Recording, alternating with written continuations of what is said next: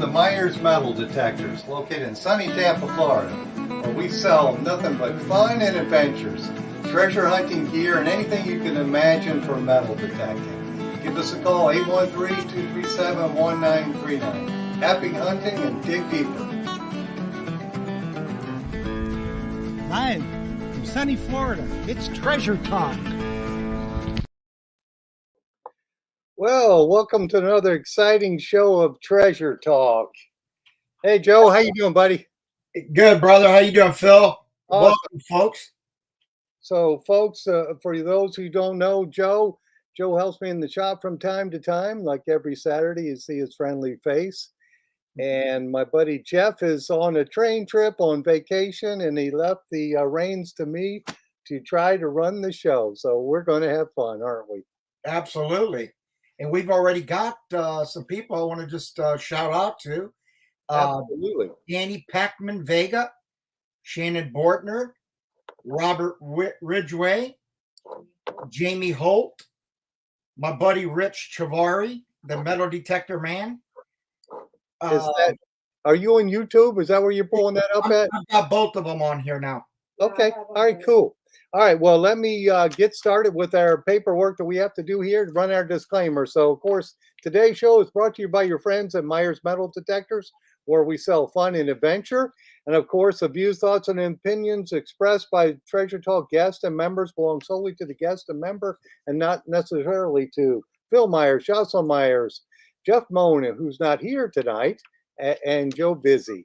And of course, our guest, we're going to bring him on, and we've known Richard for a long time. And for those of you who don't know, he is a coin expert, but I'm not going to bring him on yet before I tell the purpose of Treasure Talk is to promote the hobby of treasure hunting, metal detecting, and to educate our members in a fun, informative manner. And tonight we have our guest, Richard Schemitsch. And he is, of course, a coin expert. He has got, and we'll talk about this too. He's got the his coin show that he does at his business once a month, and he'll talk to us about that. And of course, he has his coin store there, Coinacopia. I think it's Coinacopia Coin Store and Coin Show. So you ready to bring them on, Joe, or you got some more people to mention? You just reaching out to a few more folks. Gary Gross, Carl Gross. Mike Mayo, Dirty Paul Detecting, Dan Graham, Old Pilan, Shannon Bortner, I believe I said that one earlier, Delco Detecting, and Kimberly Kramer. Welcome, guys. Thanks for being on the cast with us. Yes, also awesome. And of course, Jocelyn is on Facebook. So if you have a question, just post it on the Treasure Talk Facebook page, because that's the one she monitors. And then also, are you able to, Josie, YouTube? Yes, absolutely. I can see Facebook and YouTube on my my screen. All right. Well, I guess I better go ahead and bring our guest in here, who is Richard Schemitsch. And of course, he is the owner of Coinacopia Store and the Coin Show. So let me pull him on right there. There he is. Hello. Hey, Richard. Hi, Phil. Mr. Coin. Yep. Thank you very much for that introduction. I appreciate that. Yeah, so we appreciate you coming on, and tell us first about, tell the members on the live stream here a little bit about your store, where you're located at, and what else about the coin show you do every month. Go ahead and tell us a little bit about that. Sure. The name of it is Coinacopia, spelled with an A in the middle, Coinacopia. Easy to find on the internet. You can just Google it. It'll be the first one that comes up. It's right off of Fletcher and 275, right there next to the Boy Scouts. You can see it from the interstate. It's easy to get to, easy on and off the interstate. We're open during the week, Monday through Friday from 10 to 5. We're mostly by appointment. If you drop by, most of the time we're here, but we may not be. We may be at a show. We may be at a taking care of another customer or whatever. So if you'd like to come by, have something to show us, or just need some information, just give us a call first, and we'd be happy to help you out. So that's our store during the day. But once a month we have a coin show, and it's called the Coinacopia Coin Show. It's Tampa's only monthly coin show. It's the first Saturday of every month, so that makes it easy to remember. Love to see you guys out there. There's lots of good deals to be made. There's everything from your 50-cent coins up to your $5,000 coins, and occasionally even more. So there's something there a little bit for everybody. We got shipwreck coins and modern commemoratives, the older coins, paper money, foreign coins. If it's coins or paper money, we take care of that. We do it, and we can help you out with it, and we have lots to offer. Yeah, and Richard, you're somewhat of a you're definitely a coin and currency expert from what I've seen in your store. And I also wanted to comment, you have probably the largest collection of Cuban currency and also coins as well. You have a ton of those in your store. Right. That's when I got serious about coin collecting. At a certain point, I decided to go back through a little bit of my heritage and went to a coin shop, saw a Cuban coin, and went, oh, wow, my mother was half Cuban. And so, I mean, full Cuban. So I'm half, and decided to specialize in that. And it just grew from there. And of course, now it's real strong with the US coins and everything else. But yeah, I've amassed a premier set of Cuban coins, highest grades. Absolutely. And that was what they call top pops, the top population report of the highest grade. And I collect that type of stuff. So that's the real high end stuff. But then I also like the less expensive stuff, so that I have a complete collection, because just to have a 1 centavo in 1946, it's only $1, but you need it for a complete set. Absolutely. So I started collecting basically when I was 8 years old, going to the flea markets with my dad and seeing all the, what I would call the foo-foo stuff, the the dishes and the kitchen stuff and all that. And then you'd see the other table with all the rusty tools and this, and then would come the table with the coins. And I would see a Morgan dollar from the 1800s, and just imagine a cowboy trying to carry a Morgan dollar on him, on a pack, on a horse, with all that silver jangling around, and just making all this bouncing sound with the horse, going, wow, and how is that Morgan dollar in such perfect condition? And it just amazed me, and I've been thrilled by it ever since, and just been a coin lover. And that that's part of the treasure hunting, was doing that. And I can even remember digging around in a dump and finding silver coins that people had thrown away.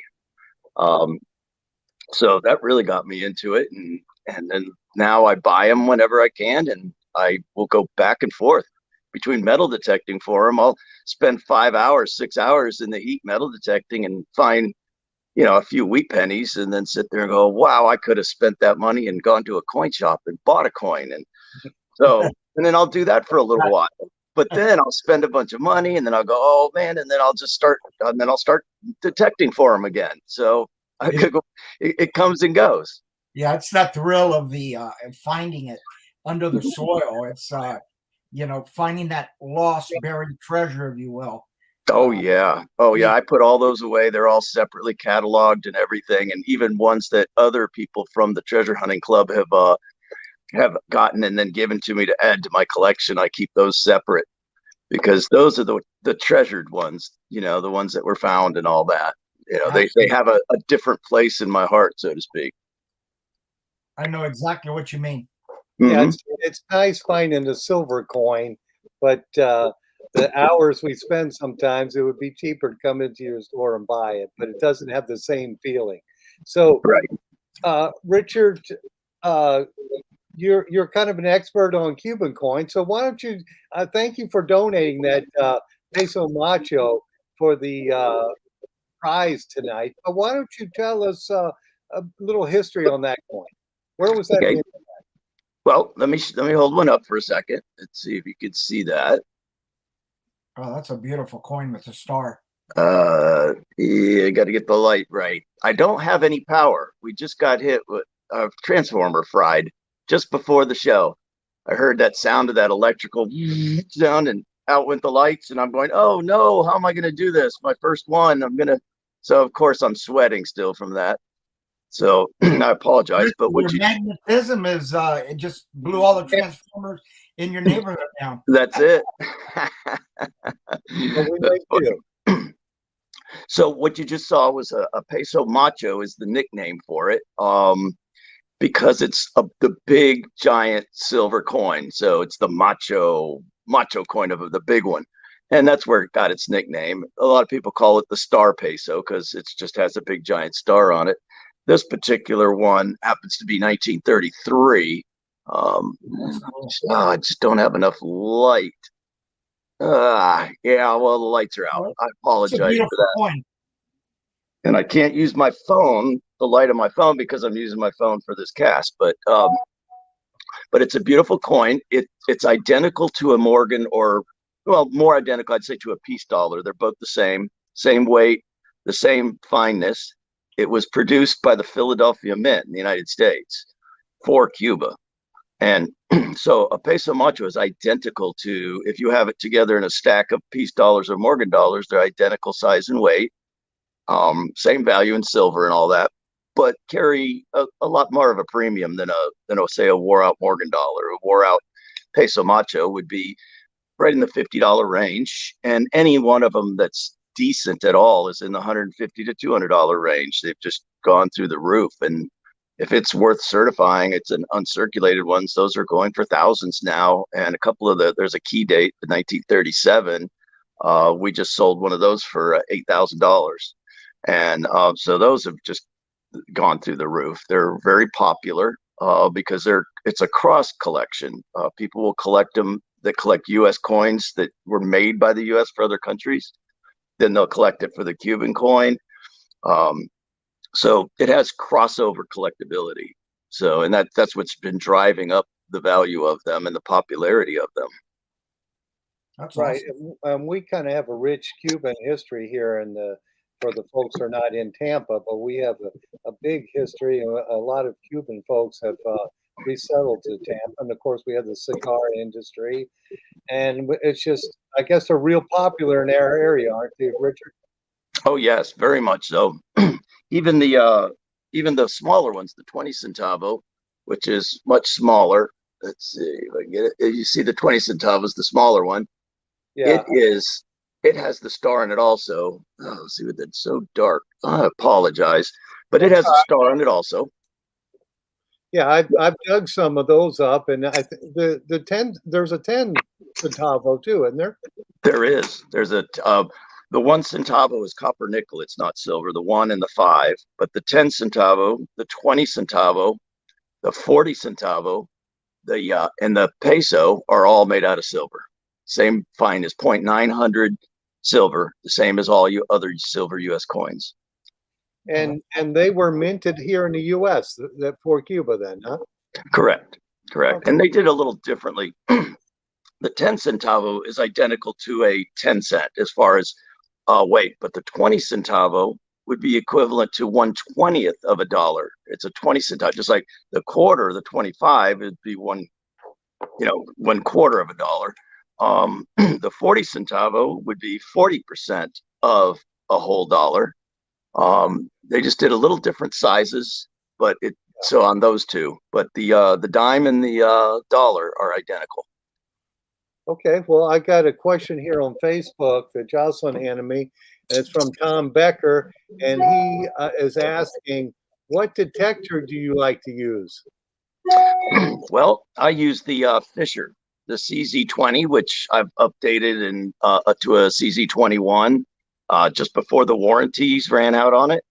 I believe it was my fault, probably sitting in my car for 3 years straight because I needed my metal detector with me at all times. So I can remember just jumping out, seeing a pile of dirt downtown, one pile from one little tree, jump out, find a barber dime, hop back in my truck and take off again.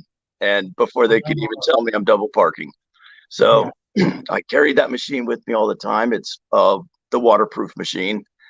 Very simple to use. A little bit outdated. It's quite heavy. There's a lot newer machines out there that I'd like to switch to and just haven't yet, but I'll be talking to Phil about that. So we got plenty. We have plenty of inventory, so come down and see us. I will. So, Joe, are you watching the YouTube feed? Yeah, I want to just shout out to a few more people.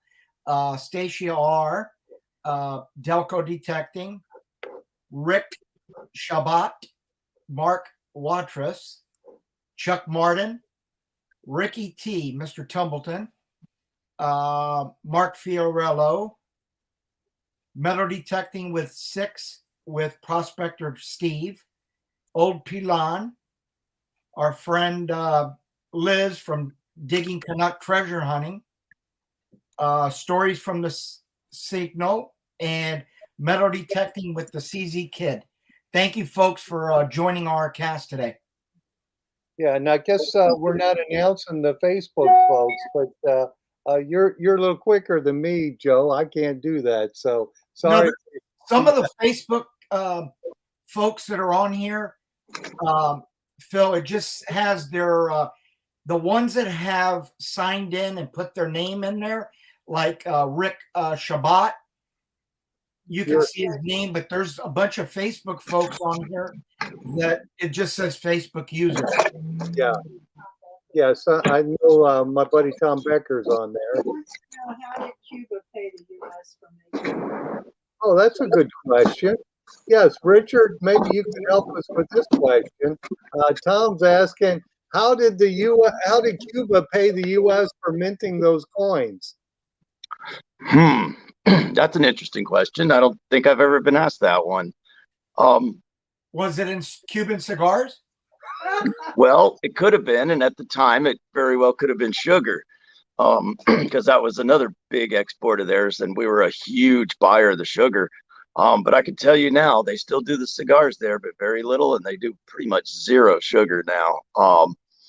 But how they would pay for it's interesting because they can't use a Cuban peso unless they were the peso machos in the silver and gold, because nobody in the United States, or I mean in the whole world, will accept a Cuban peso because they're only worth something to a Cuban.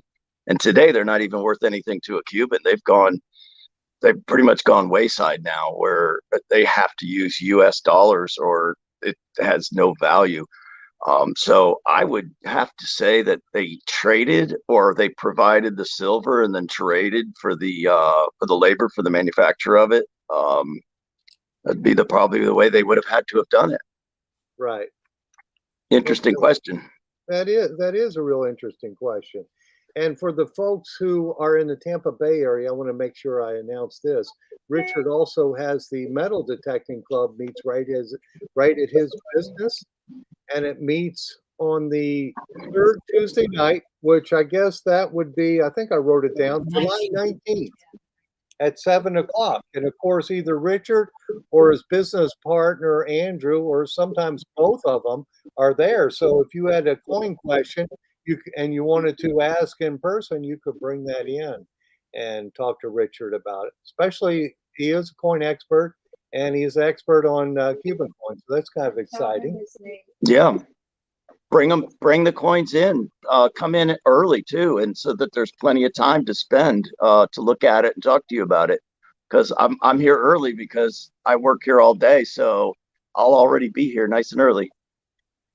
Yeah. Awesome. He's there all day. And I don't get to go into the store much because I'm helping Joe and the other members of the club run the club, but they're normally there at 6 o'clock. So getting set up. So if you have some questions, you could go on early, and for sure, Richard would help out on that. So anyway, that peso macho was minted here in the U.S. and it's a 1 ounce silver coin, right? No, it's it's actually a little bit less than an ounce, same as a Morgan dollar. Morgan dollar. It's a 0.917. Oh gosh, I should have that memorized. Anyway, sometimes it's not as important to have it memorized as it is important to know where to look it up. and I would be looking this stuff up on my phone right now if I wasn't using it for the podcast, but to get the exact answer on that. But yes, it's because it weighs basically an ounce, but it's only 0.900, which means it's only 90% silver. So then what happens is the silver is heavier, the other metal is not as heavy, so it ends up being just shy of an ounce anyway. So, but then definitely only 9/10 of an ounce of pure silver. I got a question over here for you, Richard, from Facebook. It's a Facebook user, and they're asking, are dug coins worth anything over face value? I know the answer to that, but I'll let you chime in, Richard, please.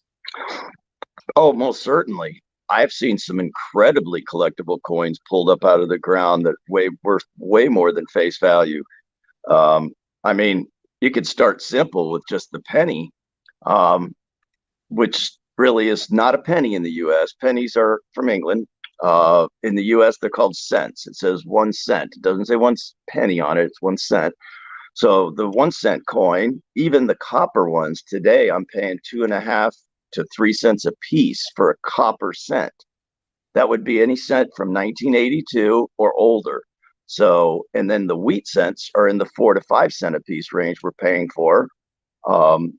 And then when it goes to your 10 cent, well, you got your silver value if they're silver ones, and they come out of the ground looking terrific.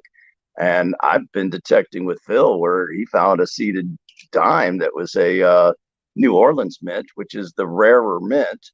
And that thing come out of the ground looking uncirculated for the most part. And that coin has a lot of value to it. Yeah, I think that was the 1897 O, which is not the key date. But you know, Richard, I've seen people dig the 1895 O, and that's the key date. They dug it out of the ground. I'm going, wow, that's crazy. But you know, the one coin I dug with you in downtown was that I think it was 1833 halftime. Oh, yeah, the halftime. That's right. Yes. Did you find 2 of them? Yeah, no, I've got 3 of them that I dug. But the one day I was with you, I just was detecting a little pile of sand next to the cabling pipe that came out of the ground. They had a pile of sand next to it. Well, I remember the same pile of sand that I had already gone over. Yeah, so I just crazy to find that in a little pile of sand. But I thought there would be something there, but I guess I just didn't get close enough to that pipe. It was throwing me off. Yeah, and I think you had a smaller coil, is what it was. Yes, I did. I always used a small coil. I think it was that was on the white, so it was a 5.3 coil. Yep, tiny little coil. And I was using my 8 on my CZ, so I just thought it was the pipe. Yeah, you could have masked something out and thought it was the pipe. Yes, for sure. So yeah, now finding coins with that CZ, you put it all on the standard settings and move fast. You're going to clean up and you won't miss a single coin. You might miss a gold ring, but I could tell you if you're coin hunting with that machine, it will filter out everything else and just coin. So sometimes if I don't have time, I'll clean a lot out just for the coins, go over it real quick, then come back over the next few days to do the rest slowly and find the rest of the stuff. And, you know, because sometimes I may not be back and I want to at least get them coins because I'm a coin guy. Yeah. Yeah. Phil and myself have gone back to properties that we got permission to hunt like 3 and 4 times. And you'd be surprised how many more coins that we find every time we go. That we've deep gone ones. over already. Right. And I got a question here on YouTube from our buddy Rick Tumbleson. And he wanted me to ask you, Richard, about the dangers of cleaning better quality coins improperly. Ooh. Well, the rule of thumb is don't clean them. The cleaning a coin completely ruins it. You could take a $100 coin, clean it, it'll only be worth $10. People just have this tendency to want to have a nice shiny coin, but the coin collectors like original toning. I always tell people, imagine how long does it take for that coin to get that deep gray with these purple hues to it and a nice flash to it. When you roll it around, it has what they call a cartwheel effect. When you clean it, you remove all that stuff. That took 100 years to get that way. If you polish it, that takes all of about 15 seconds. So what's more valuable, something that takes 15 seconds or something that took 100 years to get to? And I use that as a way to remember why it's more valuable to leave them. The original patina, the original finish, just like on antiques are very similar that way too. People want the original paint, the original finish, the original patina. Unfortunately, in the ground with a lot of salt and stuff like we have in our ground here, a lot of them are pitted anyway, and there's corrosion. And when you remove that corrosion, you're going to be left with a pitted hole. Those, not so much, because it's either going to be damaged by environmental damage or it's going to be damaged from cleaning. So at that point, I say, well, take your pick. Either way, it's by a collector, it's still considered a damaged coin. I still would tend to leave it and not completely remove all that crud and corrosion, but try to leave at least some natural to it. So what I do, of course, hot water and soap first, get it as much off as you can. But that way, I use a brush, plastic bristle brush, not a wire brush, but plastic, because the plastic will not scratch the coin. A good stiff toothbrush works great, because you will not ruin it with a toothbrush and soap and water. So there's, after a toothbrush, soap, and water, I would not, unless you really know what you're doing, don't do anything else to it. So just wash the dirt off of it, really. Wash the dirt off, and then, sometimes soaking it in oil, especially if it's a copper coin. I'll even soak some of the other ones that are pitted to get the green, and sometimes it'll just kind of come off lightly, but it won't leave a big pit, but it'll still have little spittle spots like from it. Right. Yeah. And that's acceptable. Yeah. So, I'm all for leaving the coin the way it was dug, because I think it just gives it character, and the same way with relics. When we dug downtown, we dug the buttons from Fort Brooke, and I left them the way they were because I just thought they looked better. I'm gonna hold one up right now. This one, I don't know if my camera will pick that up or not, but that's how it came out of the ground, and it's got the rifle core on it. Mhm.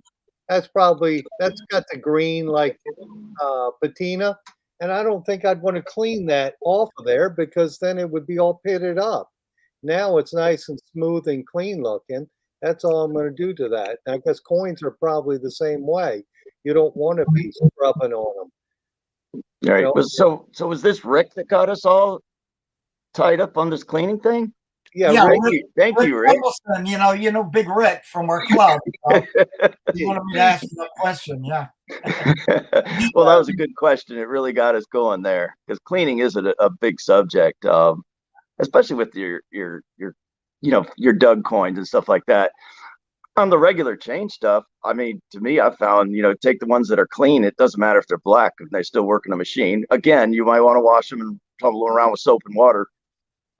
After that, a tumbler works great. And then the ones that'll go through the machine after the tumbler, they'll go through the machines and get counted up. Anything that's left after that is garbage.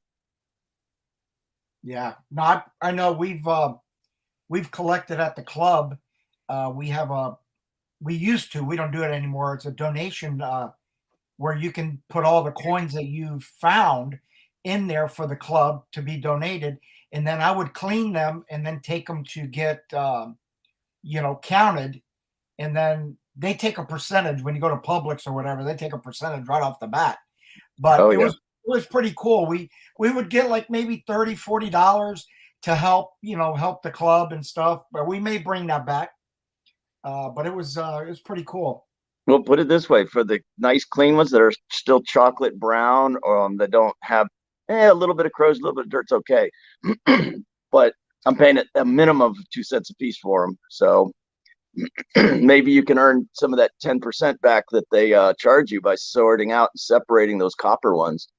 And you can usually tell the copper ones, they're in a lot better condition, but they're that dark, deep chocolate brown, and they won't be all spotted up as much. And after a while, you get to be able to just look at a pile of cents and just spot which ones are the copper ones, which ones are the ones that are actually zinc with a very, very fine layer of copper on the outside, which is all the ones from 1983 to current. Right. So Richard, what do you do with the copper cents? Basically hoard them. A lot of the preppers, people that think the economy is going to crash and all that, at some day that the government will not be able to back the dollar. If you think about it, people will put away silver and gold, and that's great. There's definitely a place for it. But you're not going to use a 1 ounce gold to buy a loaf of bread. In a time like that, copper cents, because copper has intrinsic value of the metal itself, the buying power of that cent could be your loaf of bread or half a loaf of bread. So it might cost 2 or 3 cents to buy a loaf of bread. Now you're not using 3 cents, you're using the value of the copper to buy that bread with. So it's the change, to have small change. And it becomes important in a time like that, because it's been proven from history in the past that the money changer makes money. And you don't want them to make a bunch of money off you. So I always tell people, you put away your $100 bills, but don't forget, put away a big stack of ones, because if the bank's not open and you can't get ones, yeah, I'll take $100 for a loaf of bread, but that's not fair. So I'd be putting away a big stack of cents. I would be putting away U.S. silver, which is your dimes, your quarters, and your halves. They each have silver in them, but smaller amounts than buying 1 ounce or 10 ounce or even 100-ounce bars. You need that change. You need a good mix. So a lot of the preppers and a lot of the people that just don't feel good about the economy, or they just have a hunch that copper's going to go through the roof. And someday it will. It's pretty much a given that it will go up for one reason or another. Yeah, And last time it went up. Oh, I'm sorry. I'm sorry for interrupting. And I noticed at your shop, a lot of our members in our club, they were buying rolls of those big copper coins. Oh yes, from you. Absolutely. So that's awesome. That's a Yeah, good they're 1 ounce. They're a measured pure 1 ounce of copper, no impurities into it. The thing about the U.S. coin is it's a measured amount, and the U.S. made their coins. And when they say that it's 0.900 silver or it's 85% copper or whatnot, it actually is. Where you go with Mexico's coinage and they'll say it's 0.85, and it could be anywhere from 0.72 to 0.95, because they just didn't keep the quality in their process like the U.S. does. So that's why the U.S. coinage is highly hoarded for that reason. All right. Well, I got another question here. This one's from Tom Becker, and he's asking, Richard, do you have a book on handling coins? I guess maybe that's coins or getting started coin collecting or informational books in the store there. We carry the Red Book, which is the first book that everybody should have if they're going to get into collecting coins. It starts with the early colonial cents all the way on up to the gold coins of the U.S., all the different dates, and that's strictly for U.S. coins. But it'll tell you all the errors and the oddities that people are looking for in their change and whatnot. It'll all be marked in there for you, so you can just look up, okay, it's the 1969 double die, penny or whatever, and it'll be in there, and a picture of it'll be in there along with your regular coins. And I would say to start with that. Okay, that's cool. And any other hints for people who are new to metal detecting and want to get started collecting coins? Well, go to a coin show. Look at all the different coins. If you like coins, there's going to be something that just calls out to you or that piques your interest. And a lot of times I found with the metal detector and treasure hunting guys is they like the history behind stuff. So when you start talking about them, you start learning and you find out the history, then they become more interesting and more real. And it gives you an actual feel of the history rather than just hearing it or reading it, but to hold it in your hand and just imagine who had that or who was using it. What did it get used for? But something will pique your interest. You'll either see a buffalo nickel and just love that macho looking buffalo, with the big chest and all that, or maybe you just like, you're going to start with the 1 cent, because that's the first denomination, the smallest one. I want to start there. So people will start with that. Other people just want a nice big shiny coin, and they start with the Morgan dollar or the Peace dollar or something of that nature. But something will call out to you, and just let it call out to you, and don't listen to so much what other people tell you to collect. Now, if it's just for collecting, if it's investing, well, then there's definite recommendations. But for collecting, collect what you like. If you like it, somebody else will too. Absolutely. We got a question here from YouTube from Maria Reeves. She wants to know about if someone had a coin on YouTube. Maria Reeves, is it okay to clean that one? You know, like I would say probably not to clean it if it's a drilled coin on a necklace. What do you recommend, Richard? That's fine to clean it. Again, with just soap and water, and the preferred soap would be Dawn or some really good grease cutting soap, because that's going to have body oil on it, the coin will, and that body oil hardens in between the letters and turns green and makes it look all terrible. But a little bit of Dawn and your toothbrush, not the one with toothpaste on it, a good clean one, because toothpaste has polishing stuff that will now polish and change the color of your coin. But a clean toothbrush, and get all the crud off it, and whatever that'll do, you haven't hurt it any more than it's already been hurt by being rubbed on your body. I have coins that are flat on the backside from wearing them for so many years, and perfect on the outside just from the sliding back and forth across my net. Another quick question from Metal Detecting with 6 with Prospector Steve. He wanted to ask you about an ultrasonic machine to clean the dirt off the coins. Is that doable? Yeah, that's doable. Just be careful what you place it on. They usually have a plastic basket that's in there, and you put it in there with just one coin, it's fine. But if you put multiple coins, they're hitting each other. So now you're actually tumbling the coins together. A gold chain, something like that, will tumble all the links together and clean it really nice, but you don't want to do that to your coins because you're wearing them down.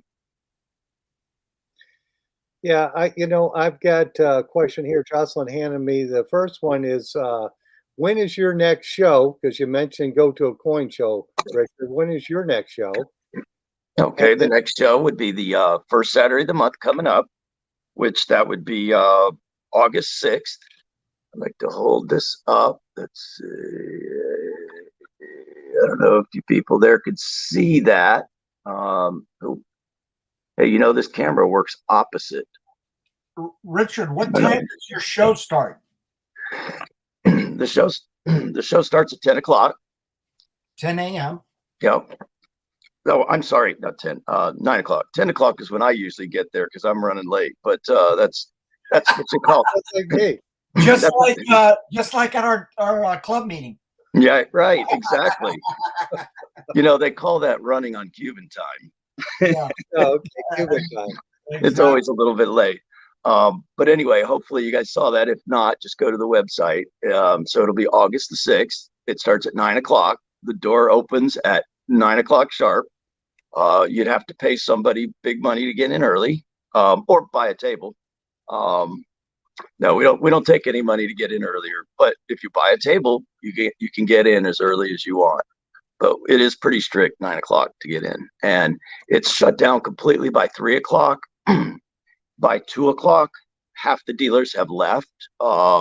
They've already made their money, or they're ready to go home and mow the lawn. I can't imagine. I'd rather stay here with coins, but yeah, pretty much by 2 o'clock, it's about the latest you'd want to walk in the door.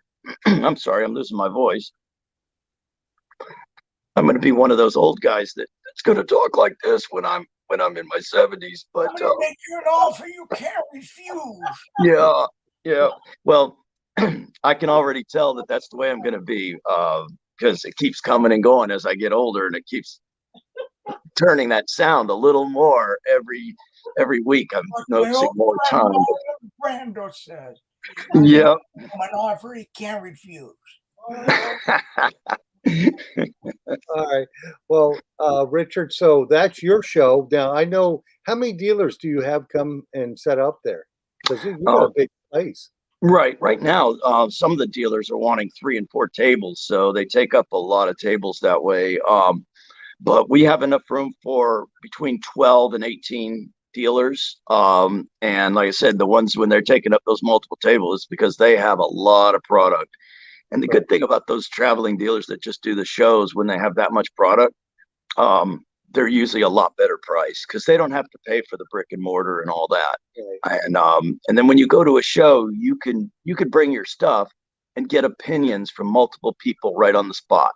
And that's one of the best things too. And then just overhearing because everybody's all in a room together and you can be looking at one coin but listening to what the person next to is telling them about the coin they're looking at. And a lot of people just get interested in coins because that's what somebody else liked, and they'll end up learning about it that way. And so it's a good way to learn a lot, is to come to a lot show. of information and learn a lot about different coins. I myself, I collect the barber dimes because I've dug a lot of barber dimes, and I've got all but one of the barber dimes. I've got the whole set, but they're all Nice. they're all in different conditions though, because you'll find some that are almost smooth and some that look really awesome. So one day I'll probably upgrade some of those coins if Absolutely, Phil. Bring them to the shop. I'll sell I know. Yeah, you'll There sell you go. my coins while I'm not looking. And I won't talk about buying coins when my wife's here. So them. we'll talk about that later. But I did have a comment here, and this one is from Christopher O'Connell, and he says the real question is what's in that safe behind Joey V? Between Joey Behind Donovan. that safe, that's from a little town called Nunya. It's from Nunya. I think he's probably got some guns in that safe. It's from that- Nunya. That's actually where Jimmy Hoffa's then. Oh, oh goodness. So I did have one other question come across on Facebook, and this one is from Tom Becker, and he's asking, what is the most valuable coin that you know of, Richard? Well, there's the $20 gold piece, the double eagle, the one that there's only one known to exist. I offhand, because it hasn't sold in a while, I would say today it has a value of around 40 million. Coin. Yeah, and then you've got your key dates; those are all very valuable.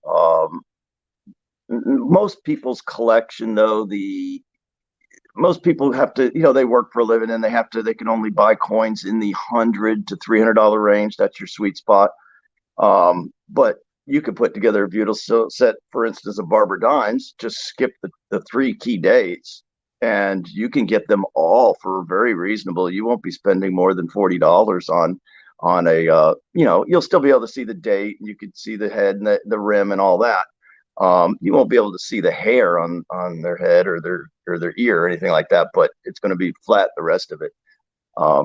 But yeah, there's coins worth millions of dollars. Yeah, actually, I think King Farouk owned it last, and he does not have it now.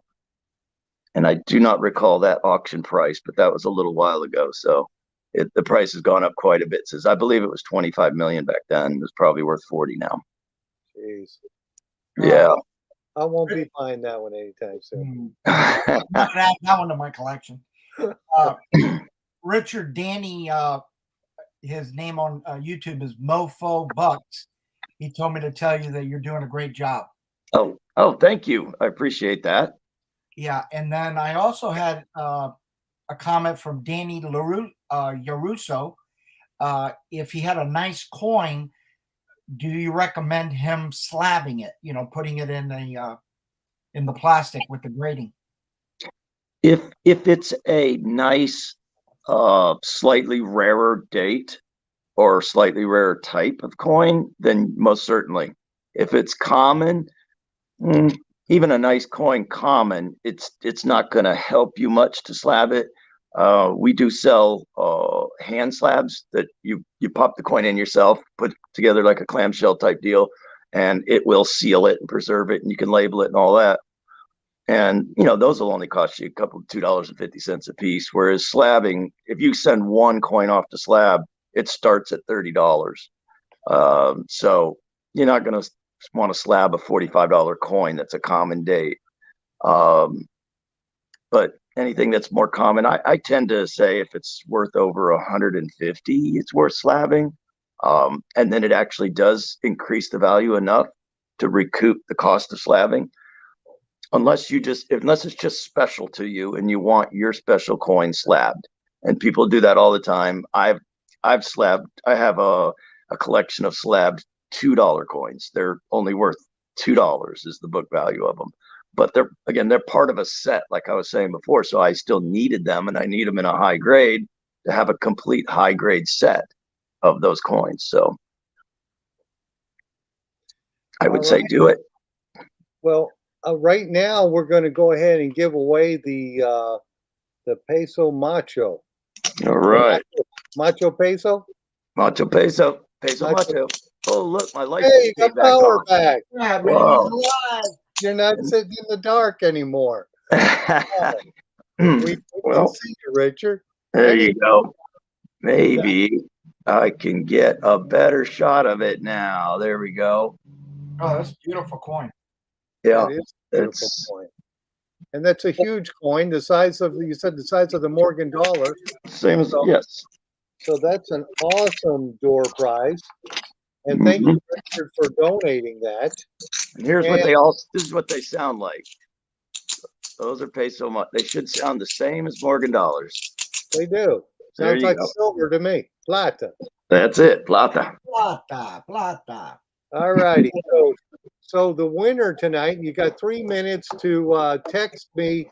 And I don't have the fancy banner going across the screen like my buddy Jeff does, but I've got my phone number there to text me that you were here.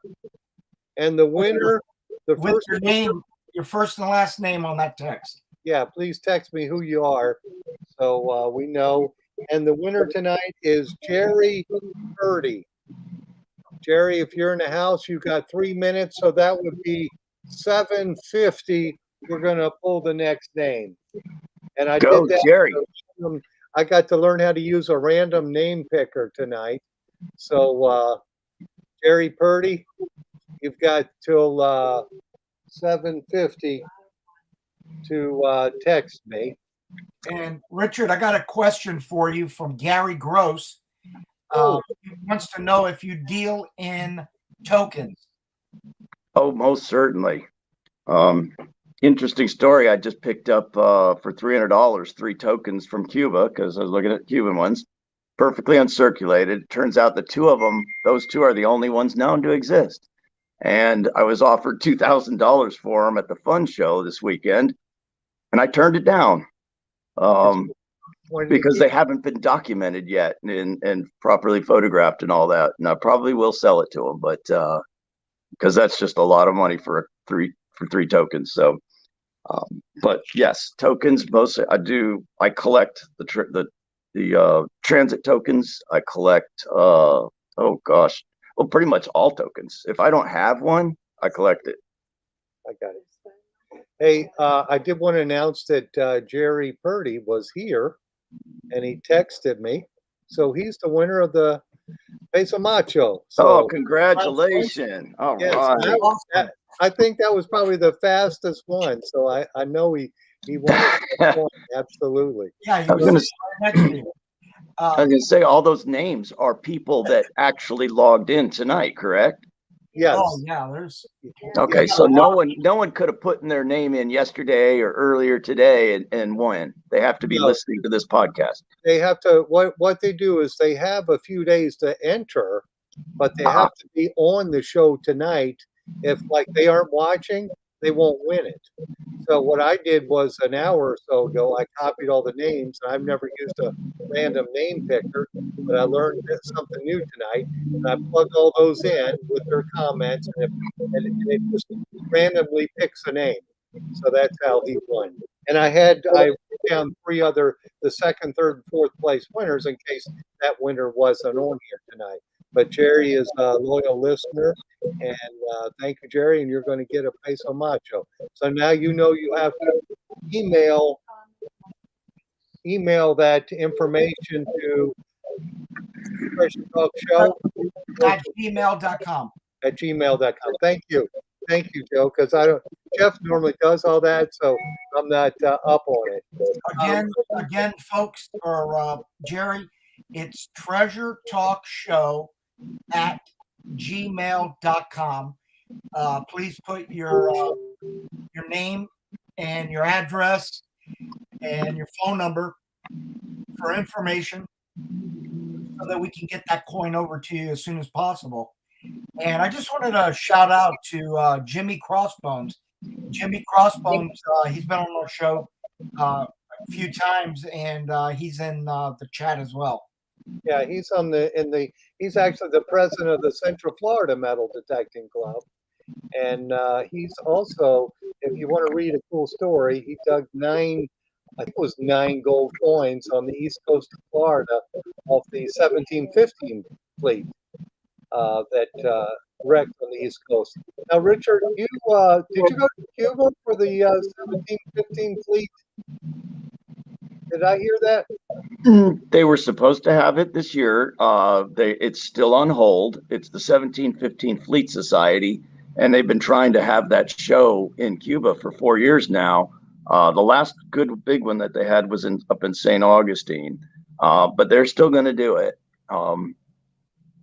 Then it's going to be in Cuba, but I think they're going to have a smaller one before that down at Sebastian to go to the McClarty Museum and all that stuff. But interesting about the 1715, I'll tell you something real quick. I got 4 1715 gold coins, a set, an 8 escudo, 4 escudo, 2 escudo, and 1 escudo. Highest grade known. The 2 escudo is struck off center, where that means striking of it's off, there's like a moon. Uh-oh, did we lose Richard? And have the tiniest little hairline on it. So the set of 4 coins, highest grade known, we were able to, at the fun show, secure 95,000 for those 4 coins. And they weren't off of a shipwreck, but they're dated 1715. So just having that date on a coin actually increases the value of the coin. Oh, that's interesting. So it wasn't on the shipwreck, but just because it has that date, it's worth more. Correct. And it was the full set of the highest grade of each one of them. The highest grade 8 escudo, the highest grade 4 escudo, the highest grade 2, and the highest grade 1. And they're a set of the 4 highest grades of those 4 coins in the 1715. And where were they minted at? Those were minted in Seville, Spain. Okay. Yep, they were. I just imagine back then someone took those from the mint in the 1700s, put it in a little leather bag, separated by other little layers of thin leather to keep them from rubbing to each other, and put it away that long, and got passed down from person to person. I would say that's proof that you can't take any of it with you, but it's just amazing that something could survive from back then and be so perfect like that still. It's just, they were mouth-watering, put it that way. Yeah, no, I didn't hear because the feed cut out. What did they sell for? 95,000. For all 4 of them? For all 4, correct. Yeah. Yep. You'll probably see him in a really big auction like Sedgwick auction or something like that come up here in another year or two. Because a lot of these people who buy them are investors. They hold on to them for a year, 2 years, and then they resell stuff like that with the hopes of it selling for 125,000. And these days, a lot of that stuff does go up that kind of dollars. Yeah, they're speculating, I guess, that how much it's going to go up and what kind of return they can get on it. Absolutely. I sold them to the first person I saw, who sold it to the first person he saw for 95. So can you imagine if more people had seen them and there was a bidding war? Oh, geez, absolutely. Especially Yeah. people who Good have. payday there. What did you say, Joe? I said that was a great payday there, 95,000. Oh, yeah. Absolutely. So do you have stuff like that in your store every day, Richard? We keep that stuff in the safe separate, and we have stuff like that that's Cuban that's worth that kind of value. The US stuff and the paper money, it sells so fast that we could barely keep it. So it's really a hit and miss on the high value stuff like that. We have people come call the store just saying, I want to buy high dollar items. What do you have? And then they just come pick it up. Okay. Now, how about like the low dollar items or your just general circulation silver coins? Do you have that kind of stuff? Oh yeah. Yeah, that's always here. I mean, one moment it may not be, but it's right back the next moment. That stuff goes back and forth like a seesaw.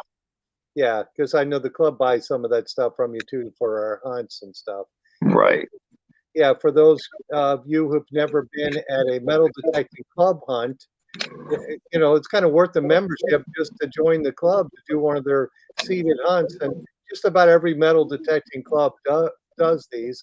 They'll spend hundreds of dollars, sometimes 500 to 1,000 on silver coins, and then just do a competition hunt on the beach. And it's always fun. And then they do the pinpointer hunt, where everybody gets on their hands and knees and uses a pinpointer in the sand. The prize token. Now, Richard, we had questions on tokens. Now, do you have U.S. tokens or Florida tokens in your store? I have U.S. tokens. Currently, the Florida tokens are pretty much all out. I have some of the Tampa Bay Coin Club tokens. They come out for a while there. They were coming out 2 different ones a year, then one a year. Then now they haven't had one for 2 years, and those are considered tokens or medallions. So Florida, I probably have some Gasparilla tokens, the older ones, the ones that are wood in the middle that are wrapped in the copper. Copper and brass, yeah. Yeah, I think I have some of those and a couple of the more common the lumber ones, but they're common and they're just at fair condition. They're not in great condition. Those tend to sell fairly quick too, even though they don't sell for a long time, and then suddenly somebody will come in and buy up most of them. Yeah, well, I love tokens. I've always collected them. I just collect the Florida tokens, kind of the ones that we dig when we're metal detecting. Because with tokens, if it's a rare one, it could be worth a lot of money. A lot, hundreds of dollars. Because especially if it's a town or has a date on it that doesn't exist anymore, that would drive the price up. And they're just cool because they didn't make like your Mercury dime 1916D. That was 400,000 of them, and the tokens they don't make near that. No, a lot of them only got 1,000 of them made. Right. And the Florida tokens tend to be more valuable, and I think it's because there's fewer of them and fewer of them survive than a lot of the other places. Plus, Florida was not a state right at the beginning of time when it became. So it took a little while for Florida to get going, and then there was pretty much just the lumber tokens and the what's that they get from the pine, turpentine. Some of the turpentine. Yeah. Then there's a few railroad tokens.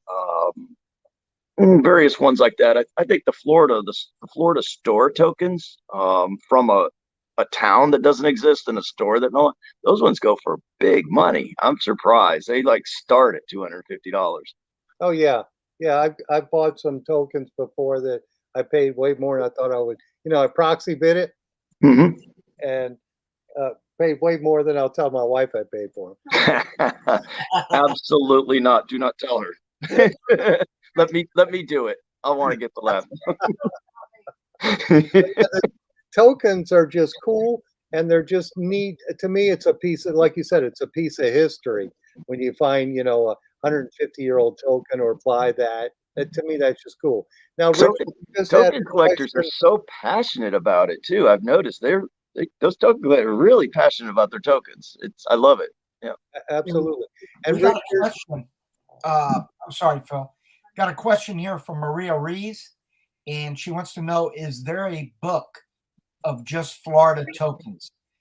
Yes, there is. I think I've seen one before, but It's an expensive book. It'll come up on Amazon every now and then.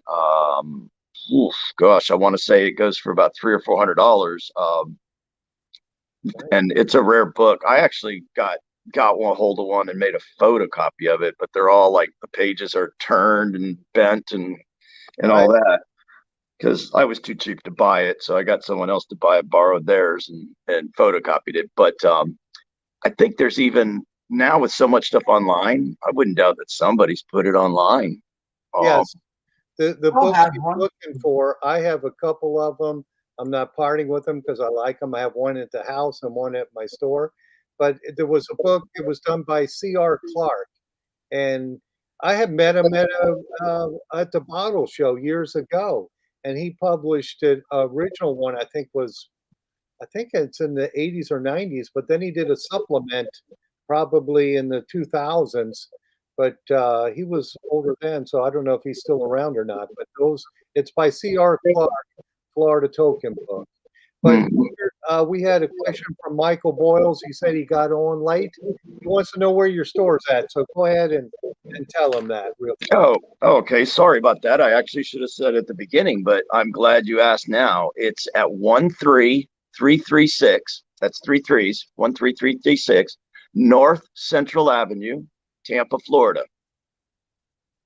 And again, that's right off of I-275 and Fletcher.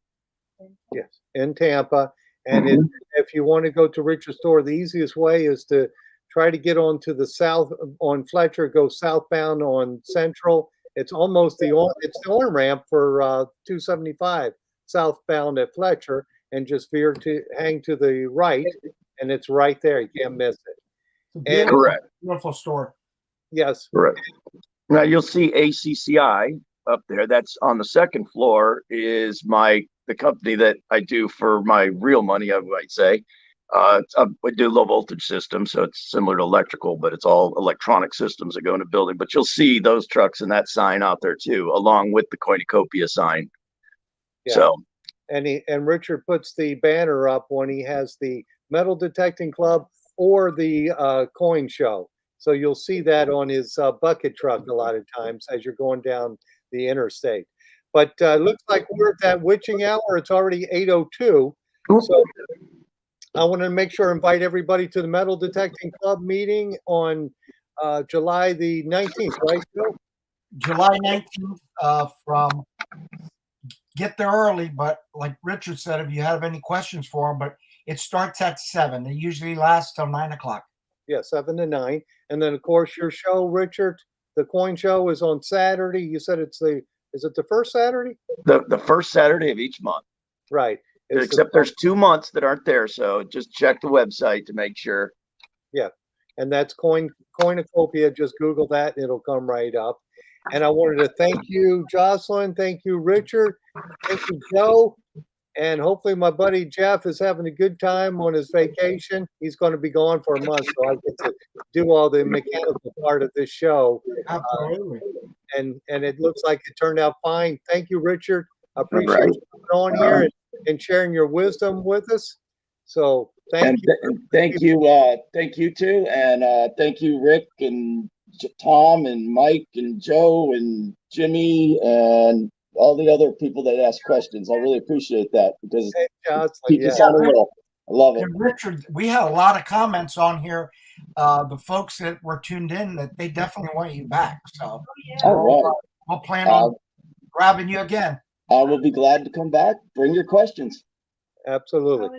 Well, thank you guys. And it looks like I'm going to have to end the broadcast. We ran 4 minutes over. We never did that. Oh, no. Okay. Bye now. People love having you, Richard. Thank you, my friend. We'll see you guys. Happy hunting and dig deeper. Adios. Arrivederci.